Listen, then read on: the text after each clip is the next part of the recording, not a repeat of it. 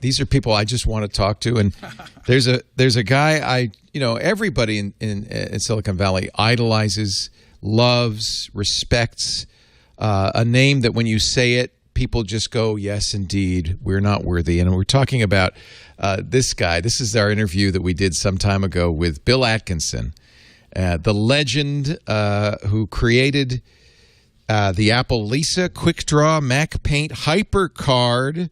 That was Apple. Then went on to General Magic, created the Magic Link. This is printed on PhotoCard, which is his amazing, which I still use all the time. This is how all our Christmas cards are printed through PhotoCard. Great way to make a beautiful memory of your photography. And so much more. He's into some new things, and I thought we would take this time to catch up. Hi, Bill. It's great to see you again. Since we saw you, a course of tragedy in your life. When we last got together, your wife, Sue, of many years, was pretty ill, and she's passed away since then. Yeah. I think that's got to be the biggest change in your life since we saw each other. Well, life moves on. Yeah. She died a little over 2 years ago. So you were married 28 years? Yeah. It's a long time. And she was, I met her I was working on HyperCard, and she was the technical lead of the quality assurance team. And she brought me bugs, and I fixed them. And she brought me so many bugs, I married her. That's so romantic. You brought a stack of cards. You want to go through some of those? And we have to catch up with Bill and all the things that have happened in 2.5 years. This is Sue working at General Magic. Okay. I got pictures of the kids here. She's working on Telescript, a remote programming language that allowed you to send a program out to a server, and it would execute it there. Wow. That was pretty forward-thinking. I mean, this is 94. Very forward-thinking. We have kind of the reverse of that now. Servers can download a little bit of JavaScript to your program or your computer where it executes, but we still don't have the Telescript. How interesting. What else do you have here? Oh, there you and Sue. She said, I'm going to die, and before Did she have cancer? Yeah, she had blood cancer called multiple myeloma. Oh, dear. It usually gets people in 3 years, and with my help, she lasted 8. Wow. And she said, I'm going to die, and I don't want you to be alone, so we have to get a new dog. So this is our dog, Poppy. Oh. And here's a picture she took. She's in the slider here. Oh, yeah. Taking this picture with her iPhone of Poppy when Poppy was 6 months old. And then after she died, I made a little memorial with some canvas prints of her and a bunch of photo cards of our 28-year marriage. This was the thing that I loved about photo cards, and I gather this kind of inspired photo cards, is this idea that you have all these digital images, but they're hidden away on a hard drive. And having a high quality, and these are really high quality, print of these images, you can do things with them. You put them up on the wall. You can, They're in your face. They're in your face. They're there. Each day you're remembering. So I have different displays. I've got one that's kind of a memorial of our time together. By the breakfast nook, I have two that are sort of current events, friendships and activities that are going on now. You change them all the time? Yeah. Nice. And, that's a nice thing. I send whenever I have an image I really want to save, I send it to myself or send it to Lisa. There's one of your beautiful photos being printed. So after Sue died, I stopped selling my canvas prints in the galleries, and I still give them to some friends. And I did some work. After Sue died, I was in a lot of hurt. Yeah. And I did some research, and I found a psycho-spiritual healing that worked for me. I made some... I'm a background as a neuroscientist, and I started thinking about consciousness. And you know what's cool is that you've come back. Yeah, to full doing circle. what you started. This is what I would have been working on if I hadn't gone to Apple 40 years ago. Yeah. So you took a little break. And so I made some molecule models. I'm a kinesthetic learner. I don't think I understand something until I can hold it and move it around and play with it. You actually have some of these models.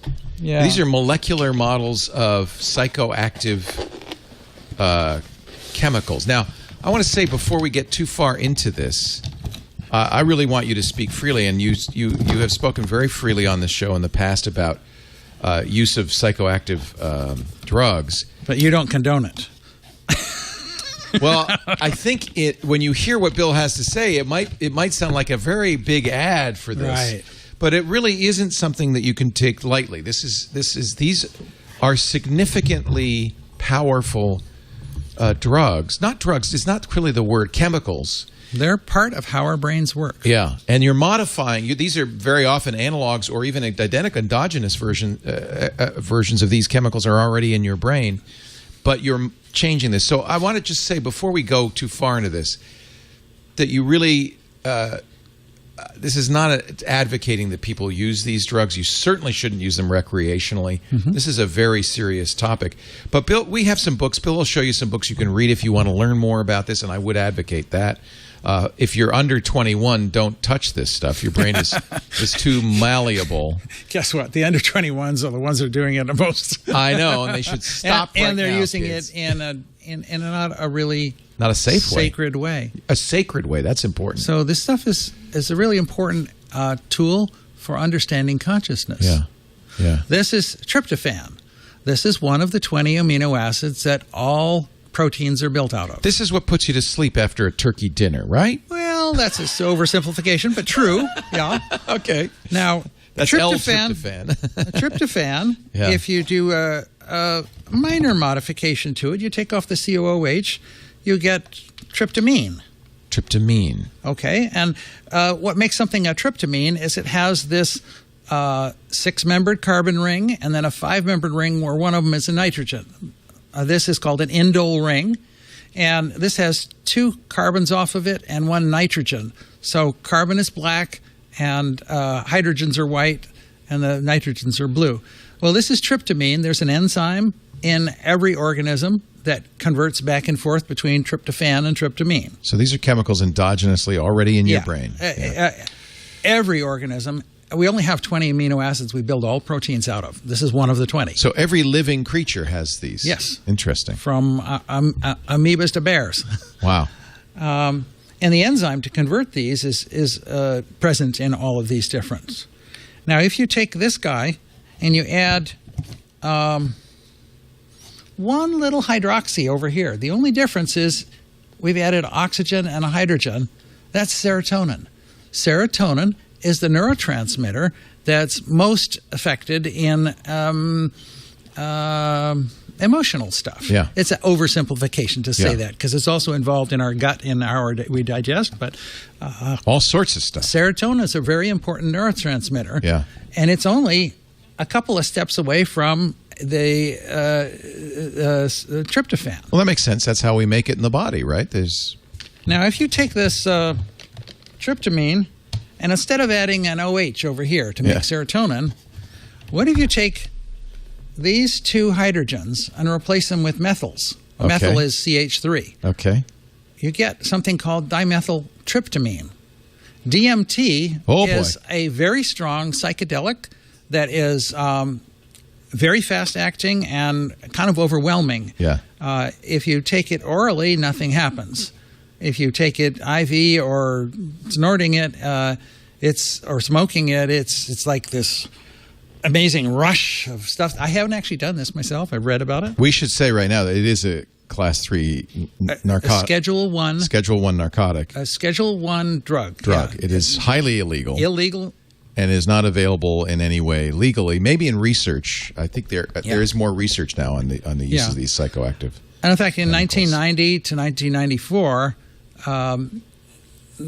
Rick Strassman, a psychiatrist at University of New Mexico, did studies on this. Yeah. If you inject this IV into volunteers, they go they reach a peak in 4 minutes and back to baseline Who would in 15. volunteer for this? Well, 60 volunteers. Really? And what is some the strange experience? things happened. This significant portion of the people receiving the high dose reported interacting with otherworldly beings. Oh, boy. Where the hell has that come from? Oh, boy. If you take this guy and... You have some theories, which we'll get to, where this might be coming from. If you take this guy and add... you haven't done this, though. That's interesting. You've not I haven't done DMT. Yeah. Nor have I. I think Bill and I have both talked about our experiences as youths with LSD. In fact, you told us last time you were here that LSD inspired HyperCard because you realized the interconnectivity of all things. Well, if you add one methoxy here, you get 5-methoxy-DMT, which this one is thought of as the spirit molecule. There's a great book called DMT, the Spirit Molecule, that Rick Strassman wrote. And the best way to digest this, actually, is to go to Netflix and watch a 2-hour video form of it. Okay. Again, we're not advocating that anybody do this on their own. But if you're curious about what this thing does. But it's interesting. There actually is a lot of... There's a next step to understand after this, which we'll get to. I'm looking at structure-function relationships. Why do these affect the brain in a certain way? Why does a very small... How does that help you do that? Well, if you look at the printed diagram of this, these don't look very similar. Yeah. But if you look at it like this, you see, this is exactly the same as this. With that. Except this got a phosphoryl group on it here. Right. And this is psilocybin. This is a very gentle high. This is the mushroom high. Right. This is the active ingredient mushroom. Actually, it gets digested. That gets it through the gut, and it becomes psilocin, which is only 1 OH different. Now, I've never heard of psilocin. What is that? Well, it's what psilocybin turns into. That phosphoryl group there gets replaced by an oxygen hydrogen. Yeah. And this is the active ingredient that actually gets you high on mushrooms. Interesting. And this is a very different experience than DMT. Right. And they're so similar. And in some ways, they trigger the same kinds of cascade of neurotransmitters, right? I mean... Right. Now, if you... here's the one that I ended up using for a psychospiritual. This one I did take. This is called Ibogaine. It's got the same thing as the 5-methoxy-DMT. Actually, if you break this bond here and flex these around a little bit, you can see the similarity. Yeah. Up to this point, it is 5-methoxy-DMT. Right. But these 7 other carbons kind of bend it around and anchor it, and we're not sure exactly why, but maybe they sort of present that side of the molecule. Or maybe in the receptor, this part kind of jams it in and gets it stuck in there. This guy, Ibogaine, can be used to interrupt a heavy addiction, like an opiate addiction. This can reset the neurotransmitters. And in a much smaller dose, and usually used with the whole iboga root bark, can be used for psychospiritual healing. Now, that's what I want to talk about, because you went to Costa Rica after Sue's passing. Tell me why you wanted to do that. I was having a lot of trouble with some of it was survivor guilt. Why should she die and not me? Yeah. And she said, don't let anybody tell you I lost my battle against cancer. I fought hard, I never gave up, and I won 5 more years with my friends and family. But I went to Costa Rica to take this. It's illegal in the U.S., so I went to a place in Costa Rica, and I did 2 rounds of it, and I got to actually meet with her spirit. I got to meet my own soul, too. And this is pretty amazing because I didn't believe in spirits. Yeah. You're a scientist. I'm a skeptic. I'm a scientist. To me, faith, which is about believing without evidence, to me that seems pretty foolish. You said you were an atheist as a kid. Are you still an atheist? I don't believe in God, a supernatural God that watches my thoughts and everything, but I think spirits are real. There's something else going on in addition to what I think consciousness is much more complex than we think of it. Yeah. Instead of consciousness being sort of the outcome of a brain functioning, enough neurons firing, think of it as a generator for consciousness. The brain is definitely involved in consciousness, but I think consciousness, there's something much bigger going on, and the brain is giving us either tuning into consciousness or able to access consciousness. This is my main research now. The thing I want to do most is bridge spirituality and science about consciousness. I want to know what's true. I don't want to believe something because it's convenient to believe it or I want to believe it. That doesn't make anything true. I want to know, what is the truth about consciousness? How does it work? And I'm firmly convinced it's much more rich and complicated than just generators. Brains generate consciousness. Did you think this before you went to Costa Rica? No, I didn't. You were just in such pain that you went somewhere just to... Well, I wanted to deal... Well, one of the things that I asked Sue's spirit, I was worried that she was mad at me for letting her die. Mm-hmm. No. She's happy for the time we had together. And she wants me to go on and live the rest of my life. And just not forget about her.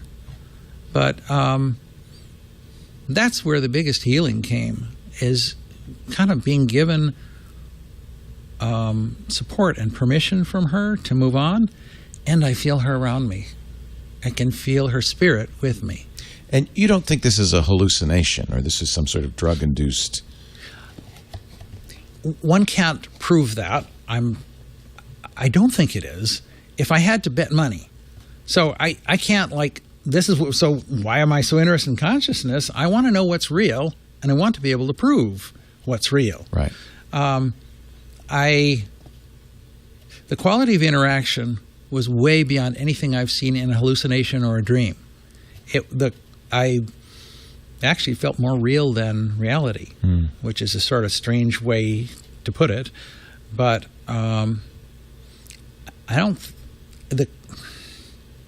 think it was real.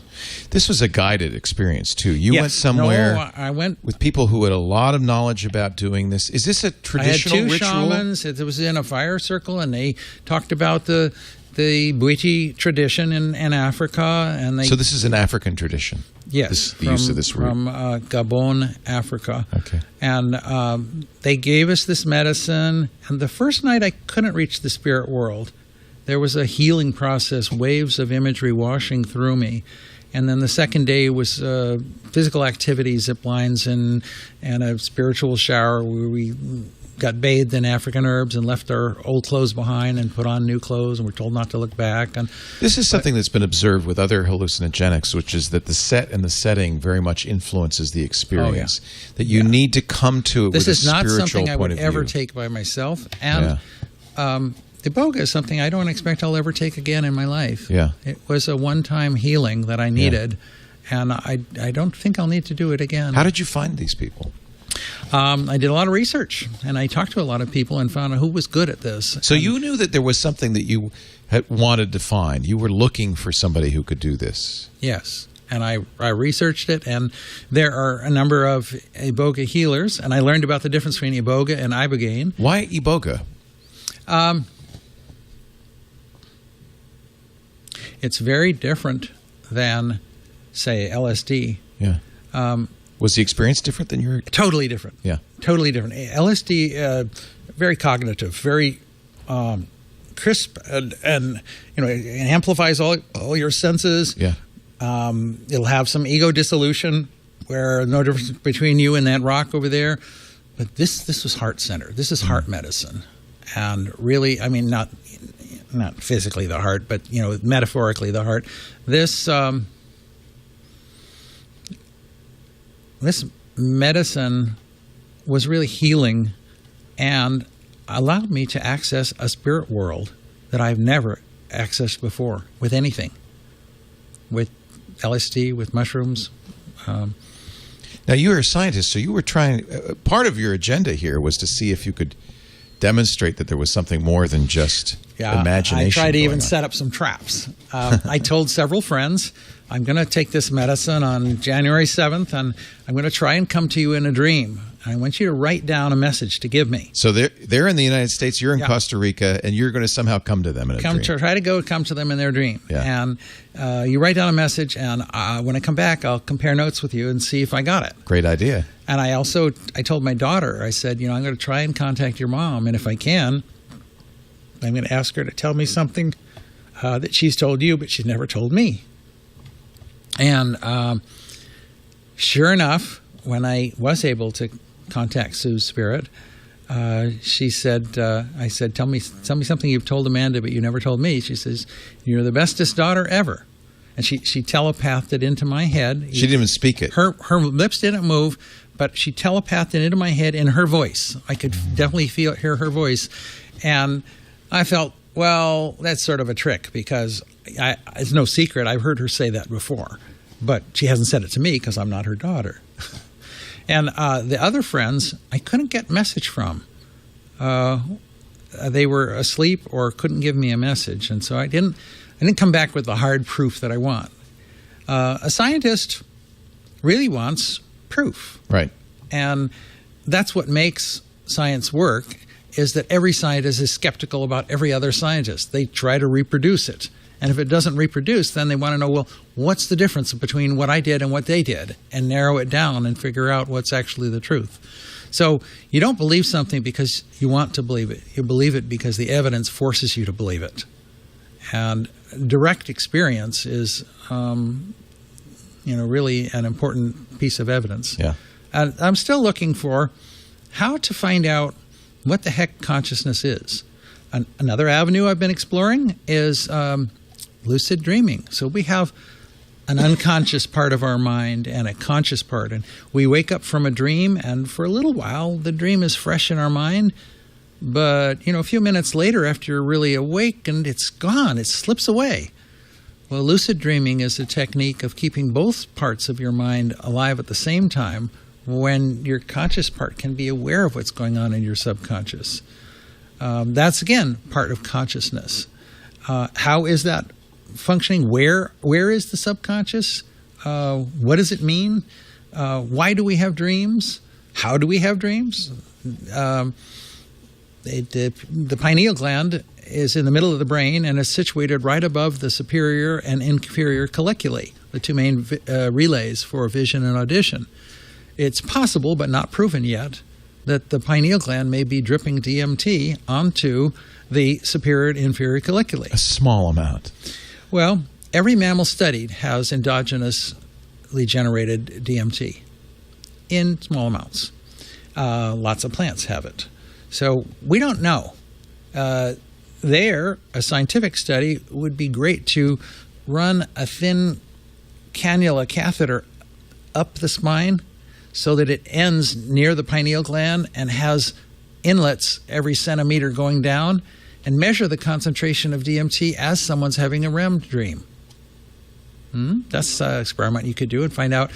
But what you would be finding out is the how of dreaming. Yeah. But there's another question, which is the why. Why do we dream? Yeah. And I think that it's not just a matter of garbage collecting memory. That's kind of the current thinking. I think that there's too much. There's some processing going on in the brain. Well, one way of thinking about it, like garbage collection or concordance building, to consolidate memory, would be most of our life we see images and we have emotional reaction to them. Saber-tooth, run. Not saber-tooth, stay. Right. And maybe a different way of consolidating memory would be to start with emotions and say, what images does that call up that are belong with those? But it just seems like there's too much plot or too much narrative in a dream. That doesn't surprise me, though. That's what the human brain is designed to do, is to take disparate facts and turn it into a story. Well, the job of the brain is to make a model of the world complex enough that it can predict what's going to happen next. So you don't get it by that saber-toothed tiger. Right. Yeah. And it doesn't have to be perfect. It just has to be better than not. Just have to work. Right? Yeah. And it can actually be erring on the side of conservative. Right. Like, maybe that's just a pussycat and it's all right if I run from it. Right. No harm done. But as long as I don't get eaten by the saber-tooth. Right. So there's a lot to learn about how the mind works. Yeah. And one way of thinking about it is mind is sort of a process that runs on the hardware brain. Like we have a computer and we've got software, Mac Paint in this case, that runs on it. Mac Paint is software. The Mac is hardware. So our brain is the Mac. But I think some of the information we're starting to find out is that mind is not just a process running on the hardware brain. Right. And one way of thinking about it is that the brain may be tuning into some consciousness that's bigger than the individual, that there's a global consciousness, and I want to figure out what the heck is going on. How would you propose going about that? Well, you wouldn't be the first person to want to know this, by the way. I think this is an age-old quest. Well, one experiment that's about to go on that I'm looking forward to hearing what happens, when DMT is given IV to someone, they don't develop a tolerance. Give them the same amount of DMV an hour later, and DMV, that's Department of Motor Vehicles. One never wants to give anybody DMV. That's a very bad trip. You give DMT again an hour later, it has the same effect. Yeah. So if there's no tolerance, then the experiment would be to put an infusion pump on a person, monitor the DMT level in their blood, and keep them at a certain level for 24 hours. Give them enough time to, if they're going to interact with otherworldly beings, actually be an ambassador or a anthropologist exploring. What if they came back with information we don't have now? Right. So, like in the movie Arrival. Right. The key thing that the heptapods gave humans was a language that allowed them to think differently, such that they could think beyond linear notions of time and experience time in a nonlinear fashion, because their language was nonlinear. So proof that you actually interacted with other consciousness might be coming back with technologies we didn't have before. Could be actually the first contact. Come back with, yes. Yeah. So this experiment is going to happen fairly soon, not in the U.S., but it'll be a brave psychonaut has volunteered. He may not come back at all. This is a lot like the guy who says, I'll go to Mars. You may not be able to get me back. I'll stay. Yeah.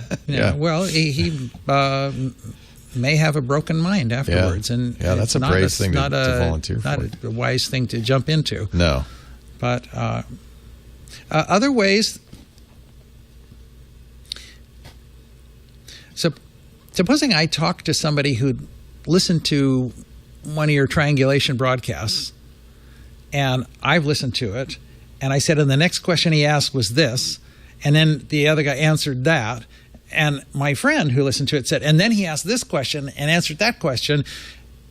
Yeah, that's what I heard too. That would lead me to believe that I hadn't just made up the stuff about triangulation in my head. There was a common experience. That there was an external reality that we both tuned into. Yes. Okay.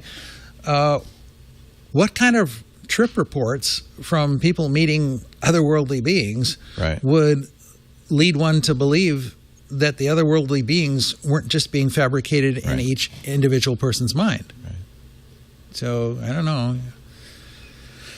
Right at this point, what I'm doing mostly is just reading. Yeah.